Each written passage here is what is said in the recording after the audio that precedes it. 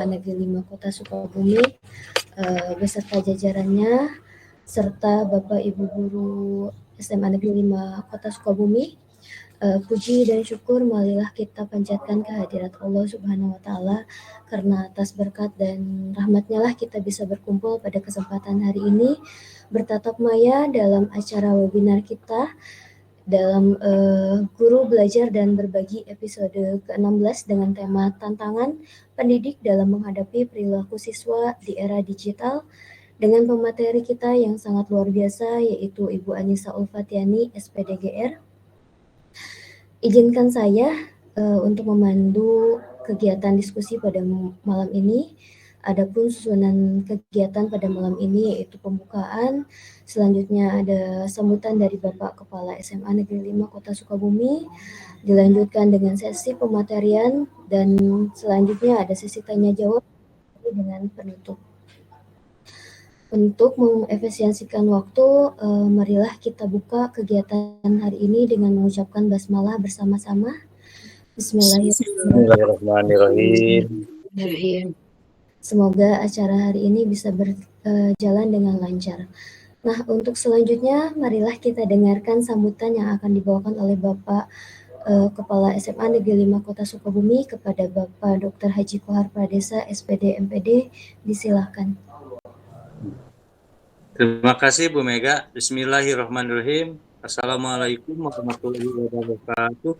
Waalaikumsalam warahmatullahi wabarakatuh. Alhamdulillah, wassallallahu ala ni'matillah, wassalatu wassalamu alaihi wasallam. Selamat malam. Terima kasih kepada penyelenggara komunitas pembelajar, Pak Igi dan kawan-kawan, para wakasek, Ibu Bapak Guru, serta peserta semua. Di kesempatan malam ini kita melanjutkan kembali kegiatan kita untuk tetap kita mencari ilmu baik dalam konteks secara luring maupun secara daring ya. Yang pertama, Bapak ingin mengucapkan terima kasih kepada tim ya untuk kesuksesan melakukan SKP semester 1 di bulan Januari ini, dan sudah memasuki tahap validasi gitu ya oleh Bapak beserta tim. Kemudian terus berjuang kepada Ibu Bapak yang masih terkendala ya teknik yang memang teknis yang bersumber dari kementerian ya mungkin, karena PMM ini link dengan kementerian ya sekarang ini. Jadi dengan BKN ya, begitu berdasarkan Perdirjen ya 7607 gitu ya, sehingga kita di bulan Januari ini adalah membuat perencanaan, kemudian memvalidasi, kemudian masing-masing sudah menyiapkan diri sesuai dengan rencana yang sudah dibuat oleh masing-masing. Ya. Adapun mungkin perkembangan berikutnya ada yang perbaikan dan segala macam, itu Pak Egi dan kawan-kawan sudah memfasilitasi sehingga apa yang menjadi garapan Ibu Bapak sesuai dengan bidang ajarnya masing-masing itu dapat melaksanakan sesuai dengan bidang dan sesuai dengan harapan rapat pendidikan yang sudah kita rancang gitu ya, terutama di dua bidang yang merah, yaitu manajemen kelas dan metode pembelajaran ya gitu. Sehingga harapan Bapak terus kita lanjutkan rencana kita yang sudah dirancang ini. Tapi titip pesan Bapak ya tadi mungkin kita akan berdiskusi kaitan dengan bahan ajar, materi ajar yang diharapkan oleh rapat pendidikan. Sehingga Ibu Bapak yang sudah terbagi kemarin ada MK1, MK2, ada MP3, MP4 dan MP5, itu tolong dikaji lebih mendalam gitu ya. mungkin nanti Pak Egy juga akan terus ya melakukan tahapan-tahapan ya gitu ya, dan Bapak juga terus melaksanakan apa-apa yang menjadi harapan dari PMM yang mengarah kepada rapat pendidikan kita ya begitu. Terima kasih pula juga kepada semuanya ya, dan tinggal mungkin beberapa ibu bapak guru lagi yang masih terkendala, dan mudah-mudahan cepatnya bisa segera terselesaikan. Selamat melaksanakan kegiatan ini, semoga kita selalu ada dalam lindungan Allah Subhanahu wa taala. Terima kasih. Wassalamualaikum warahmatullahi wabarakatuh. Waalaikumsalam warahmatullahi wabarakatuh. Ya, terima kasih banyak Bapak atas bimbingan serta arahannya terkait PMM ini. Untuk selanjutnya mungkin kita berlanjut pada acara inti, yaitu pematerian yang akan dibawakan oleh pemateri kita yang sangat luar biasa, yaitu Ibu Anissa Ulfatiani, SPDGR.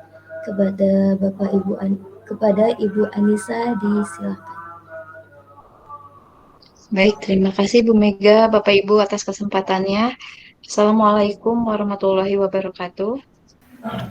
Waalaikumsalam.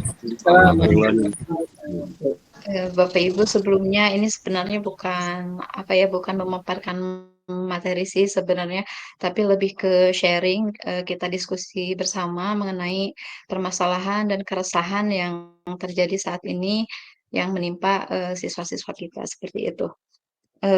Bismillahirrahmanirrahim. Rabbi shrah li sadri wa yassir li amri wahlul 'uqdatam min lisani yafqahu qawli. Pertama-tama marilah kita sampaikan rasa puji serta syukur kita kehadirat Allah, Tuhan semesta alam yang senantiasa memberikan anugerah dan nikmat-Nya sehingga kita bisa berkumpul dalam ruangan maya ini dalam keadaan sehat walafiat. Tidak lupa marilah kita aturkan sholawat serta salam kepada Nabi Muhammad SAW selaku junjungan kita, panutan kita sampai akhir zaman. Yang terhormat Bapak Haji Kohar Pradesa SPD MPD, yang saya hormati Ibu Fatrah Hasanah selaku Wakakurikulum, Bapak Budi selaku Wakahumas, Bapak Roni selaku Wakakasiswaan, dan Bapak Isman selaku Wakak Sarana, dan Bapak Ibu semua yang saya cintai dan saya banggakan. Baik Bapak Ibu, pada kesempatan yang berbahagia ini, izinkan saya untuk sharing sebetulnya mengenai tantangan pendidik dalam menghadapi perilaku siswa di era teknologi digital ini. Izin sharing Bapak Ibu dan mohon maaf saya tidak bisa membuka kamera karena kamera saya error, jadi mohon maaf sekali gitu.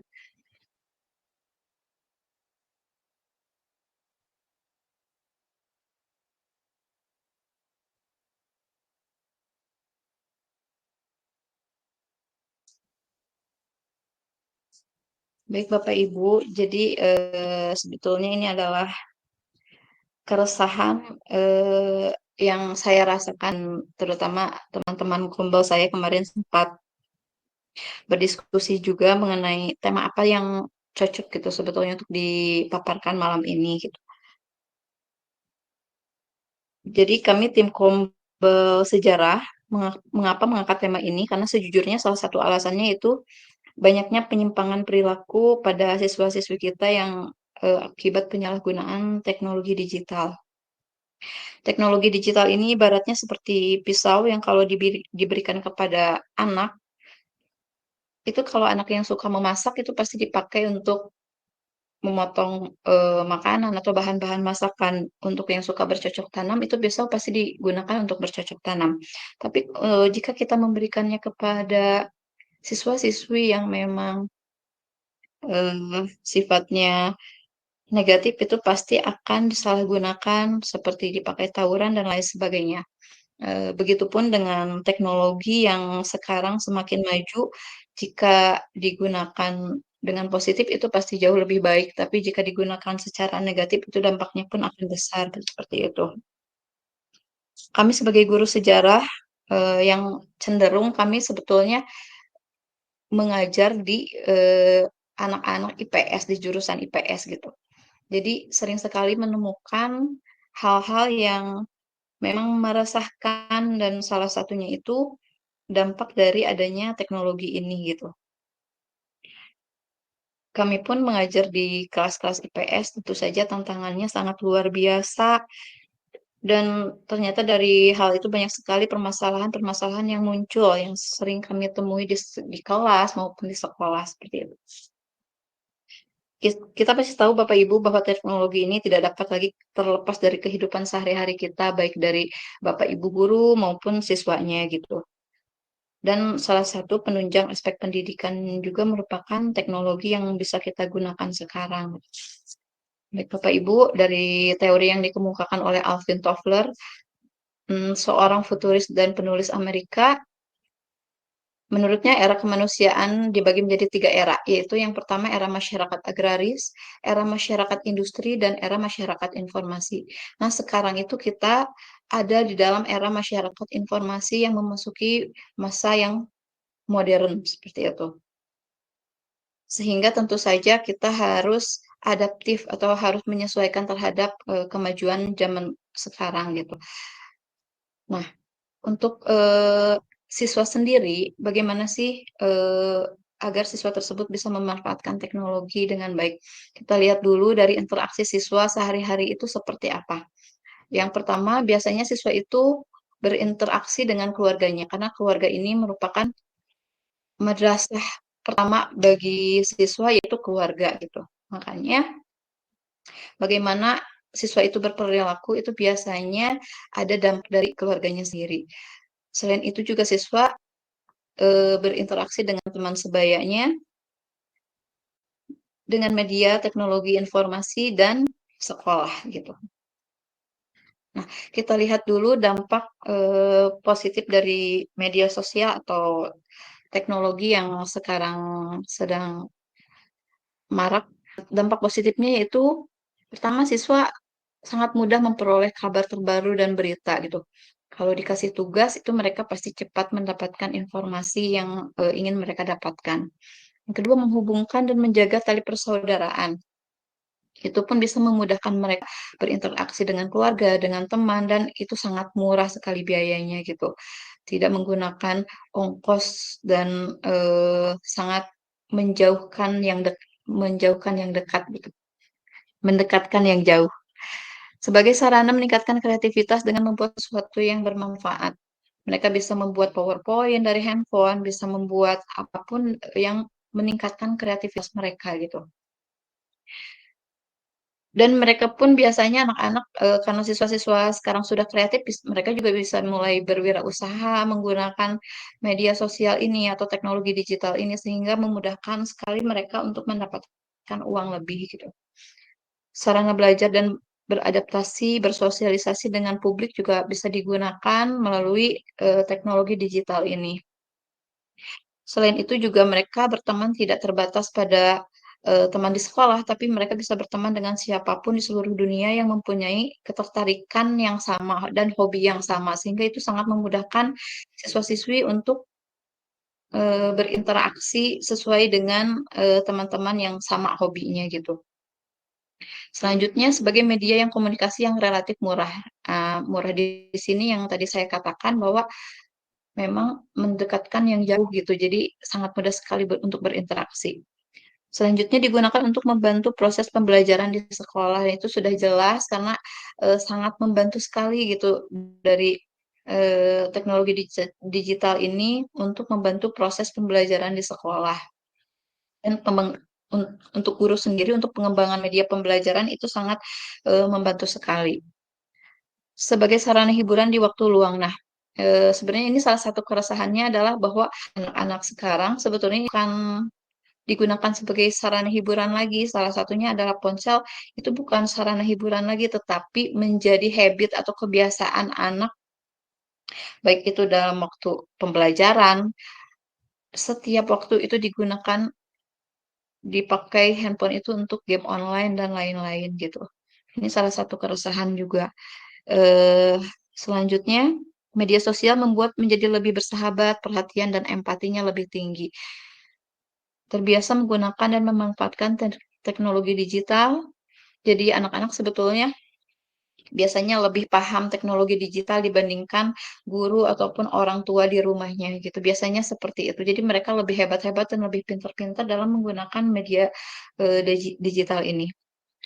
Mudah mencari berbagai informasi, materi pembelajaran, tugas di sekolah, dan apapun semua bisa diakses dalam genggaman gitu. Itu sih yang membuat teknologi ini mudah dan dampak positifnya yang sudah saya paparkan tadi. Nah, selanjutnya kita lihat Bapak Ibu dari dampak negatifnya. Ancaman teknologi digital terbesar bagi siswa-siswi, terutama siswa-siswi kita di SMA Negeri 5 Kota Sukabumi. Yang sering saya temui itu yang pertama adalah kecenderungan mudahnya mengakses pornografi bagi siswa-siswi yang memang belum sampai pada usianya gitu dan itu sangat bahaya sekali terhadap perkembangan otaknya gitu. Yang kedua, dari dampak negatif dari teknologi ini sulit menerapkan karakter yang baik bagi siswa gitu. Sopan santunnya sudah mulai luntur, eh, acuh tak acuh, ketidakpedulian terhadap lingkungan sekitar itu sangat berdampak sekali ternyata. Yang ketiga yaitu yang sangat meresahkan juga, tidak kalah meresahkan dari mudahnya mengakses pornografi itu adalah game online.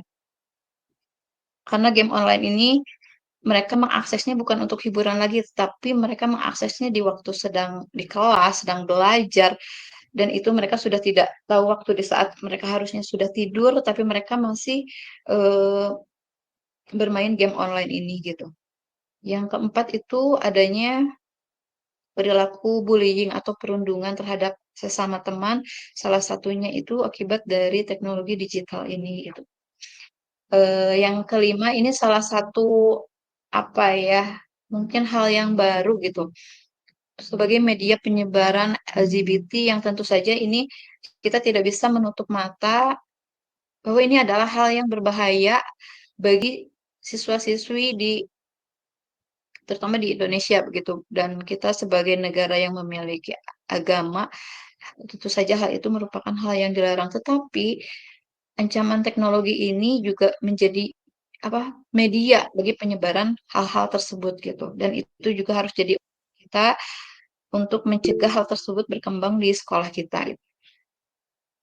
Yang selanjutnya adalah budaya mager atau malas gerak. Jadi malas gerak ini kadang kalau di rumah anak-anak Slide-nya udah freeze, Bu Ica. ya Slide-nya gimana? freeze. Slide-nya Tadi nge-freeze. diam saja. Ya, Ini nge-freeze gak? Ya, masih nge-freeze. Oh masih. Oke, siap. Saya itu dulu ya, di cancel. Sebentar.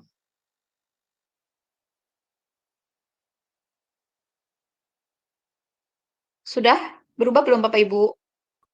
Sudah. Sudah, oke. Sebentar. Sudah terlihat? Sudah terlihat. Oke. Itu kita lanjutkan ya Bapak Ibu.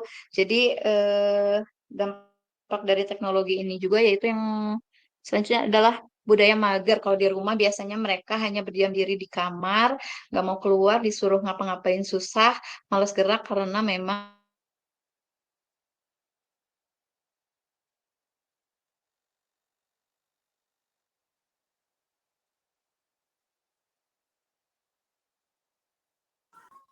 Sekarang suaranya hilang.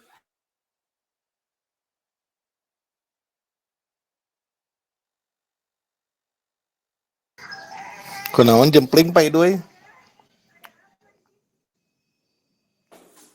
Duka tuh Pak, pan anu presentasina Bu Anissa, sanes abi. Itu Pak Idoy.